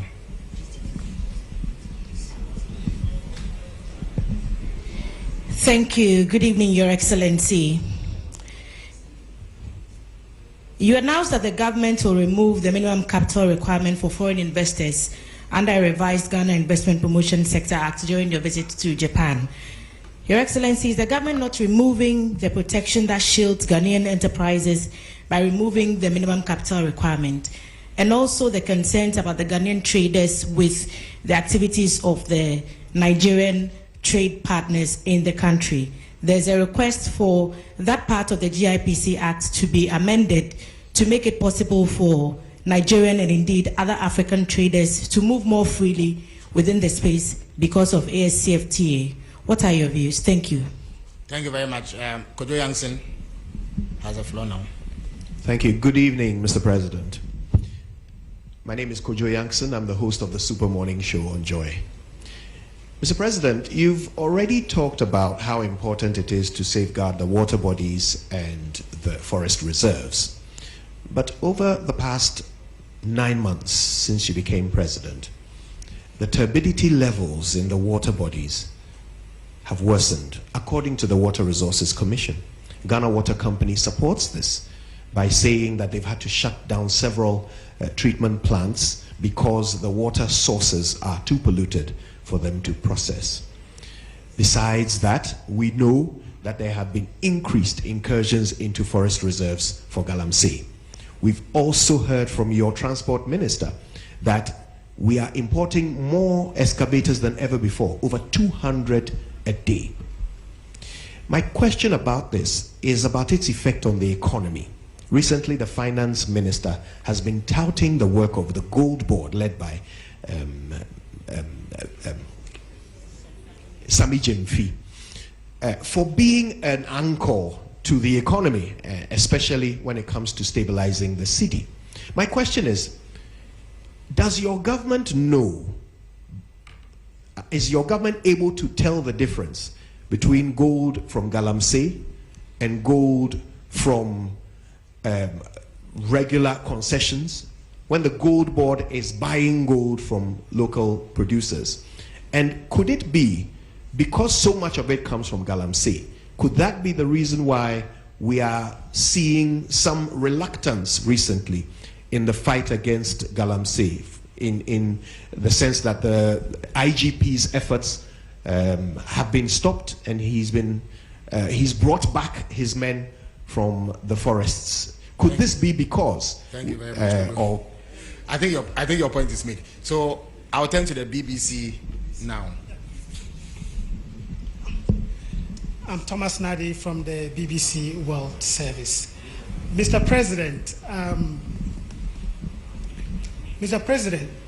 during our interview last year ahead of the elections, you mentioned you were going to establish special courts to fast-track the trial of corruption cases. Could you update us on how far you've gone with that?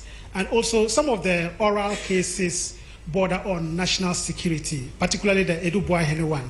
Do you intend to take them out of court? Thank you. Thank you very much. The lady in a lot of white and black. Good evening, Mr. President. My name is Bernice Abubeidulansa. I'm a broadcast journalist with GH1 Television. In your speech, you mentioned that you are committed to resetting institutions.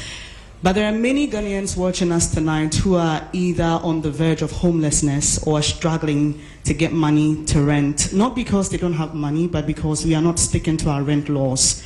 I just want to ask when your reset agenda will reach the housing sector, particularly for the State Housing Company Limited in putting up real affordable homes for many Ghanaians, and the Rent Control Department in protecting vulnerable Ghanaians. Thank you very much. His Excellency has granted a special dispensation for the lady in less white and more black to ask a question. After her, we will grant yet another dispensation to our friend from the Upper East region who has come all the way. And then Randia Haji of Wezo TV will bring the question session to a close. Please go ahead.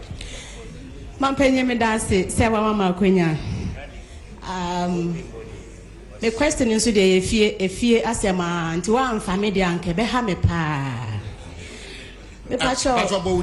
Midi Ede Monica is Anoba home-based television. Bepacho wa bole bamboy tuna kalba ya kwano enye ese ya che ye bre yetimi di 16 hours don shi dunsia na ye ndru fie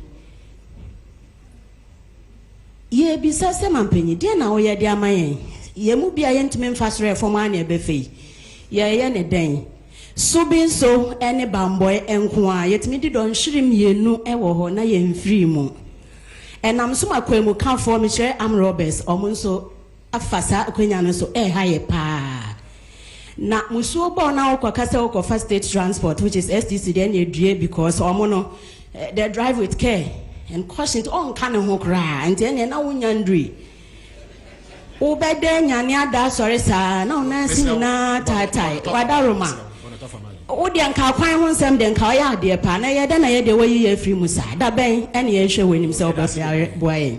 So our friend from the Upper East region would have Upper West region. Is it Upper East?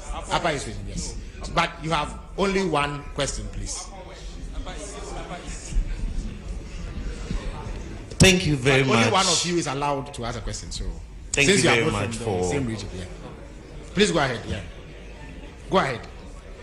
Thank you very much for the opportunity. My name is David Adapuna from Mike FM in Avrongo, Upper East region. Your Excellency, one of the things that beats the hearts of my people has to do with the Polygo Multipurpose Dam.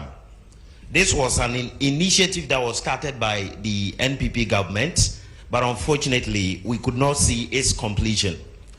This project held so much prospects, including that of irrigation, power generation, and flood control. Just recently, the Barry Dam was opened and we saw the devastation it caused. We're asking, now that the project is not happening, what plans will your government, your Excellency, have for my people so that our concerns are addressed? Thank you. Thank you very much. Okay, so please go ahead. Okay. Grant him the... Thank you very much, Your Excellency. I'm called Joshua Sir with A1 Radio and Bolga FM in the Upper East region. Mr. President, in our region, that is the Upper East region, currently we do not have a standard sports stadium, and as a result, sports and youth development are greatly hampered. The only existing structure, which was built in the 70s to serve as a sports stadium, is no longer fit for purpose. What are the plans of the government to ensure the Upper East region has a modern sports stadium? Recently, we saw a young man who walked from Bolga to the nation's capital to solicit for a sports stadium. I don't know if the president is aware of this. Thank you very much. Thank you very much. So, Randy has the last word. Thank you, Mr. President. Please, Mr. President, I want to find out the latest updates on the Ghana's version of Ashigame proposed to be established at Aplawa. And also, per my last checks from the whole airport, there were plans to establish an aviation school. How far with that one too? Thank you. All right. Thank you very much. His Excellency will answer these questions.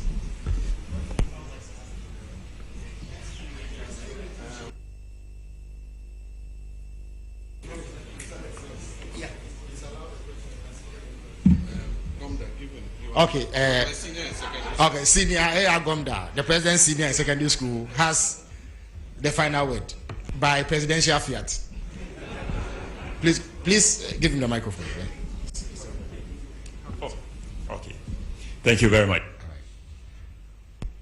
Excellency, your recent directive that 2 persons be investigated for their activities regarding galamsey went down well with a lot of people, but so far we haven't had any outcome from it.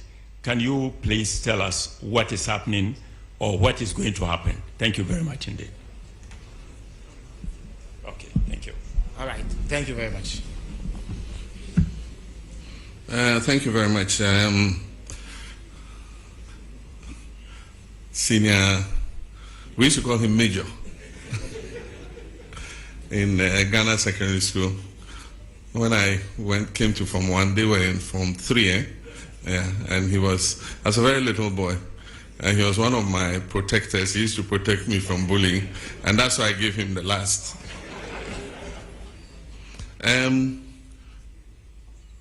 The first question was from, what's your institution? Oh, Radio France. Yeah, okay, it's about Ghana-US relations. First, we were slapped with 10% tariff that was increased to 15%. And then we're included in 36 countries that were going to be placed on a visa ban. But in the meantime, all 5-year visas were cancelled, and we were restricted to single entry 3 months. It shows the tightening situation in our foreign relations, but I do think that we still enjoy good relations with the United States of America. We were approached by the US to accept third-party nationals who were being removed from the US. And we agreed with them that West African nationals, were acceptable, because all our fellow West Africans don't need a visa to come to our country. So if they decided to travel from US to Accra, they don't need a visa anyway. So if you're bringing our colleague West Africans back, I mean, that's okay. And so I think that agreement has been activated, and a first batch of 14 nationals came. Several of them were our Nigerian brothers. They opted to go back home, and so we facilitated, we put them on buses, to be able to go back home. One of them was a Gambian who it's not as easy. You have to get him an air ticket to be able to facilitate his travel. So what we've done is contacted their embassy to let them know of his presence so that they can facilitate his return to Gambia. And so that's the issue with regards to deportations and arrivals. West Africa has the protocol of free movement, and so any West African is free to come to Ghana and be able to stay for 90 days. And so if they decide to bring them, I mean, we don't have a problem accepting them. Then with regards to the GIPC Act, you know, when we are living in a new environment, we have the ECOWAS Trade Liberalization Scheme, we have the African Continental Free Trade Area that wants us to open our markets to each other. And so the former protective regime is changing. And so we need to review the GIPC Act to be able to take cognizance of that. And aside from that, there's limited foreign direct investment in the whole world. And so you need to place yourself in a position where you're able to attract as much foreign investment as possible. So when you put a barrier of $1 million, there are people who, with $500,000, can open a manufacturing establishment. But because you say he must show $1 million of transferred capital into the country, then you shut out that investor. And that's why, as part of the GIPC review, we're removing the minimum requirement so that anybody who wants to come and set up a business in Ghana to provide employment for our people is welcome to come. But that is different from the issue of the markets. And so there's advocacy that we should review that issue with markets. The current law restricts retail sector to only Ghanaians.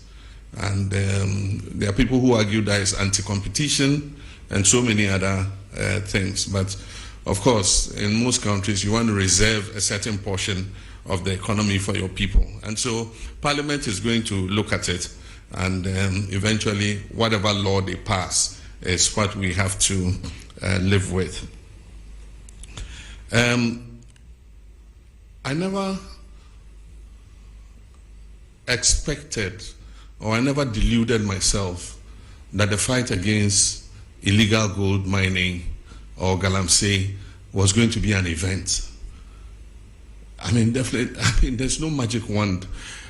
The decay has eaten so much over the last 8 years that it's going to take a lot of work to be able to overcome it. And I didn't expect that in 18 months we would declare victory in the fight.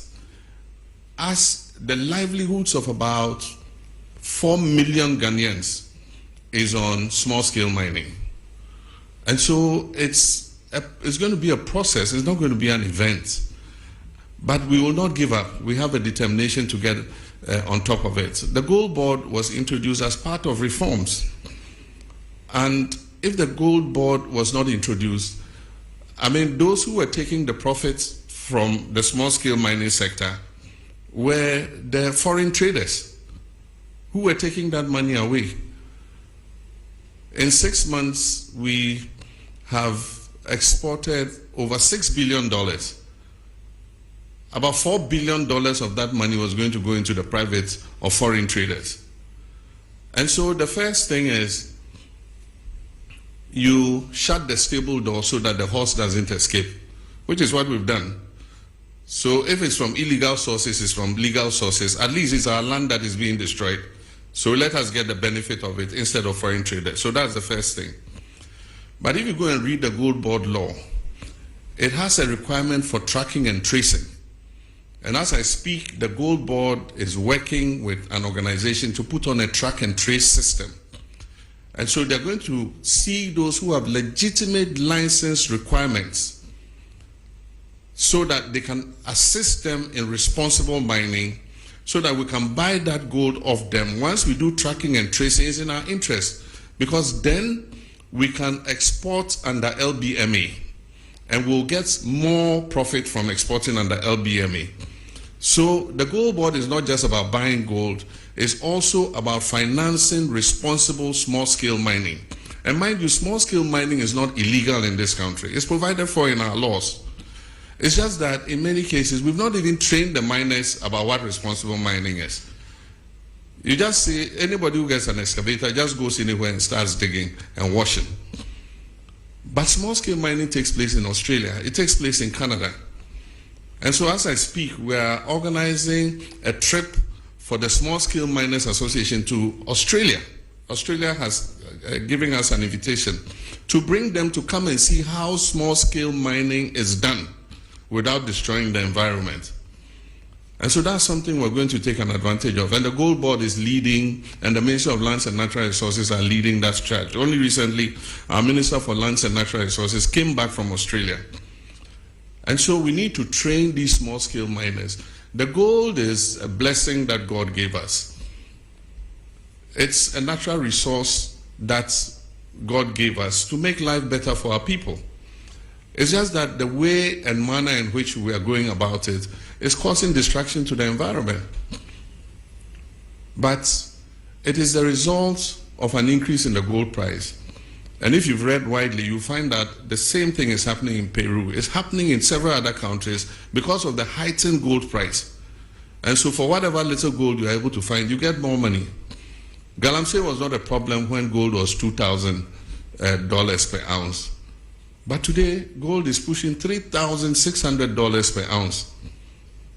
And because of the lack of jobs, jobless growth for several decades, there are a lot of young people who are coming out of school who have no job work to do. And so for them, that is the only livelihood. And so we must not think just about chasing them all over the place without providing alternatives for them. Because the alternative is that they should stay home and starve or go out and do something deviant. And that's why we came up with the cooperative mining concept, for which we recently lost our colleagues. They were going to launch it, the first of its kind in Anglo, because one of the things we said was that we're going to let the big mining companies seed off some of their concessions.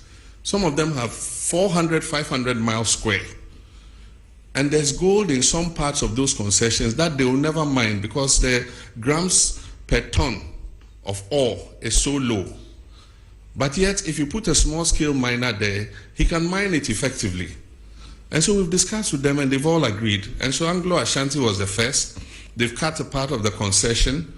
And that is what Omani and Murtala and Co. were going to launch, cooperative mining, so that we'll move the small-scale miners from the forest reserves where they are causing distraction and settle them on the concessions where the big mining companies have seeded. As I speak, Newmont has demarcated an area for these small-scale miners. And we have asked the big companies to mentor them and supervise them and make sure they do the right thing. So that was going to be an alternative for moving them out of the forest and other places so that they can mine under the supervision of those companies. And that's where our colleagues were going when the helicopter crashed. And so it's a program that we're going to continue so that we can give them an alternative, not just go chase them around without finding something else for them to do. And so that's something we're working on. With regards to excavators, we're enforcing the law that you must get the permits before the excavator is put on a ship. That is what the law has been, but it was not followed. And so they let the excavator land before they come and ask the Ministry of Transport for a permit. And so we've informed all the dealers that you cannot load an excavator onto a ship until you have gotten a permit. In the meantime, a lot of excavators have arrived at the port. And recently, somebody said they were being released at midnight to their owners and things. That's not true. What happens was there were so many that they had occupied a huge area of the port and congested the port. And so we found the land near Shire Hills, near the military installation. And the Field Engineers Regiment and others have been given charge to move the excavators from the port to that area so that they can free up space in the port. And they do that in the night because of traffic in the daytime. So in the night, they have the payloaders moving the excavators out of the port to the designated areas where they are supposed to be held. And before any of those excavators is released, they must be tracked, they must have a tracker on them, they must be registered by the owner of the excavator, and we must know the purpose for which the excavator has been imported. Because the construction industry also imports excavators, and so you cannot put a blanket ban on importation of excavators just because you think that every excavator is going to go into the illegal mining industry. Even the big mining companies that have licenses import excavators. And so we want to know who is importing the excavators, who it is going to. We want to be able to put a tracker on it and be able to trace that excavator wherever it is in the country. We called off the IGP's Anti-galamsey task force because they are supposed to coordinate with NIMOS, that is the National Anti-Illegal Mining Operations Secretariat. Unfortunately, they were not doing that. So every little commander in any this thing gets up, galamsey phobia, they can't tell who is licensed, they can't tell who is not licensed. And so it was just like an attack on the whole small-scale mining industry.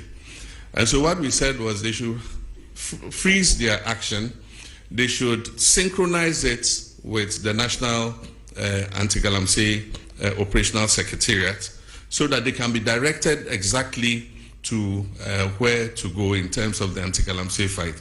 While we're fighting galamsey, it doesn't mean that it's a free-for-all for everybody to get up.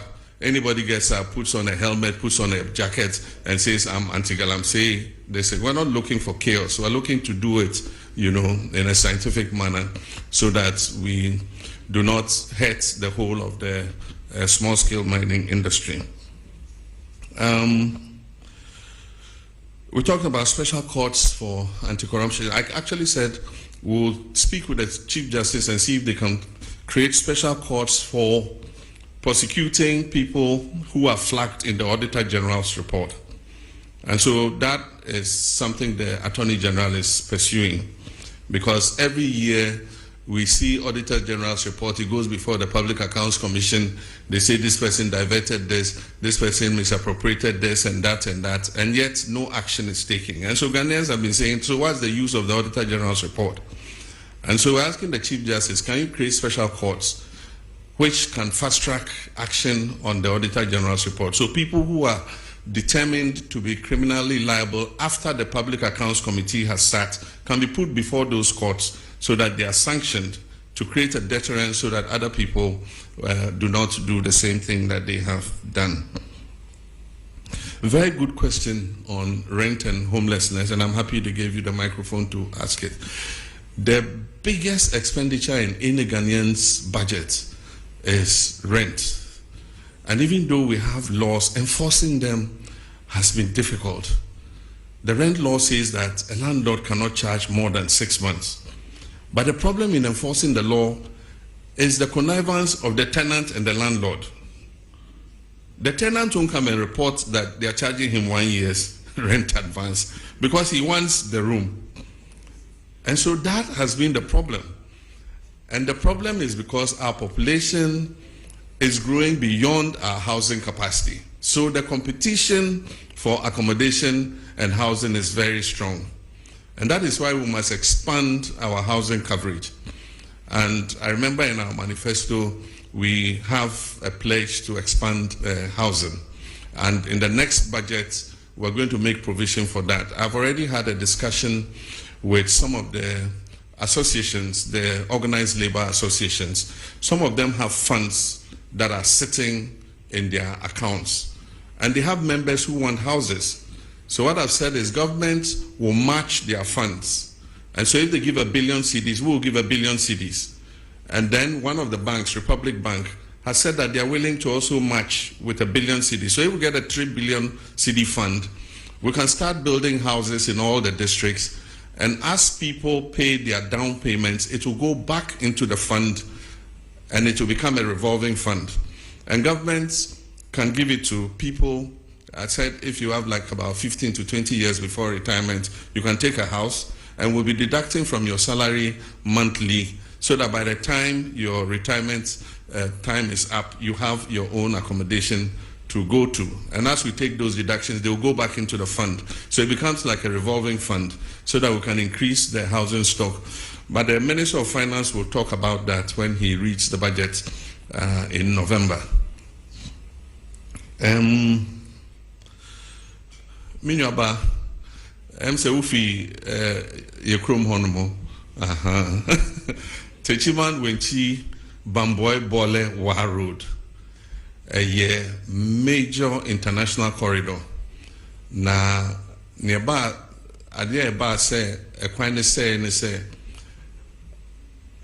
abɛduru mmerɛ bi a trucks ne bebree a ɔmokɔ Mali ɛne Burkina Faso a ɛyɛ Bobo Dioulasso ɛhɔ no ɛhɔ akɔyɛ kwan a ɛwɔ mfasoɔ ma ɔmo nti ɔmo mfa techiman ɔmo mfa kentampɔ kwan ne biom ɛkɔ pagansa na ɔmo akɔ mani because ɔmo fa wenchi kwan na ɔmo kɔ pie bɔlɛ no mo pie wa na ɔmo akɔ pie Hamile woduru Hamile a Bobo Dioulasso ɛwɔ nkyɛn ho a ɔpae ɛfa wonsa benkum so a ɛde wokɔ Bamako nti ama ɛnhyɛn akɛse ne bebree ɛnam saa kwan no so ɛkwan no so yɛanyɛ ne sɛ ebetimi afa saa wait, how do you call wait?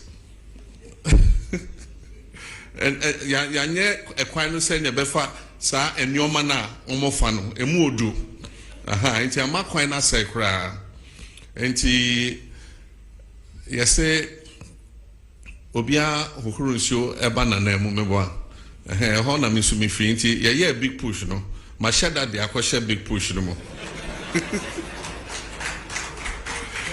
nti nyame adom ɛnkyɛ koraa wobɛhu sɛ contractor egu so dendenden na afei aka kyerɛm sɛ ɔmo yɛ kwan na ɔmo nyɛ no sɛnea trucks ɛfa so no ɛmma ne nsɛe biom because afei yɛhu sɛ ɛhɔ ɛna ɔmo pɛfa nti yɛnyɛ kwan no ne yɛnyɛ ne yie sɛnea ɛbɛyɛ ɔmo fa so mpo a ɛkwan no bɛkyɛ ama yɛn na ɔmo yɛ no nso sɛ bɔɔlɛ yɛ mikrom nti me sɛ contractor ne yɛ no bɔɔlɛ town roads ɔnkae na ɔnsiesie hɔ ɛma me nti ɛyɛ adeɛ a ɛnkyɛ bia wobɛhu sɛ ɛba so Palugu multi-purpose dam, we are rescoping the project, and so currently the contract was awarded to Sino Hydro, but it was supposed to be funded from Government of Ghana sources.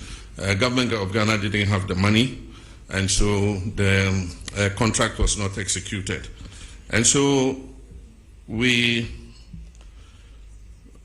are rescoping it. It means we have to do an appraisal of what the costing will be again. And what we intend is to, if possible, finance it under the big push. The last time it was to cost about $900 and something million, almost $1 billion. And $1 billion today is about 11 point something, almost 12. So that would be about 12 billion CDs. This year, the total budget for Big Push was 14 billion. Next year, the total budget is 30 billion. And so we'll see how we can accommodate it in phases, because it has two phases, phase 1 and phase 2. Maybe we might not be able to do the two phases immediately, but we can start with phase 1, which is the electricity production, and then phase 2 is the flood control and irrigation. And so we're rescoping it, and you'll soon hear something about it. With regards to stadia, we promised to build stadia in all the new regions and the regions that don't have modern stadia. So as I speak, the Ministry of Sports and Recreation is doing the design and the costing for the new stadia. And Upper East is one of the regions that has been captured to receive a new sports stadium. That also is under the big push. What we're doing is Takwa Goldfields built a stadium, a standard stadium for their football activities. And I was surprised to learn it cost about $13 million. When government of Ghana has built stadia, it costs hundreds of millions of dollars. But for those of you who have gone to Takwa and see their stadium, it's a standard stadium. And I think it takes about 5,000 or more, or is it 10,000 people? And so if they could build it for 13 million, government too should be able to do same. So we've asked them to find out the architects, the designers, and everybody who did that stadium so that we can replicate it in our other regions that don't have stadia. And then finally, Ashigami, we've got the money. China is giving us money for the Aflao market. The land has been acquired, and designs are being worked on, and soon a contractor will be appointed to build the markets. And so that promise is on track. Aviation school at Ho Airport, Togbi Afede is leading the charge. The current status is that the land has been allocated, and currently surveyors are on the land marking out the demarcation for the aviation school. We're also trying to attract an MRO. MRO is Maintenance Repair Organization. And so we want to use Ho Airport as the center for maintaining aircrafts. There are a lot of aircrafts in Nigeria and other places that if we have a good MRO in Ho, we'll just fly the short distance and come and service their aircrafts there. And so we're working on that. The last question was about the referral of two of our executives to IOCO to investigate allegations of involvement in illegal mining. That investigation is active. Some allegations were made, and IOCO is investigating whether there was any substance to the allegation. As and when they conclude that investigation, they'll give us a report, and we'll determine what should be done. So that's it. I think I've answered all the questions so far.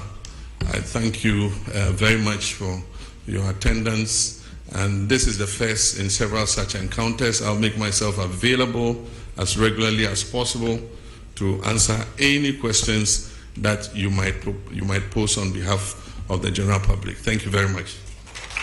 Thank you very much, Your Excellency. I was actually billed to give a vote of thanks, but it would appear that you have done it at presidential level. So I'll proceed to thank all of you and indicate that we will draw the curtains down on this program at this juncture. But before we do that, we will all stand for the national anthem, after which His Excellency will depart.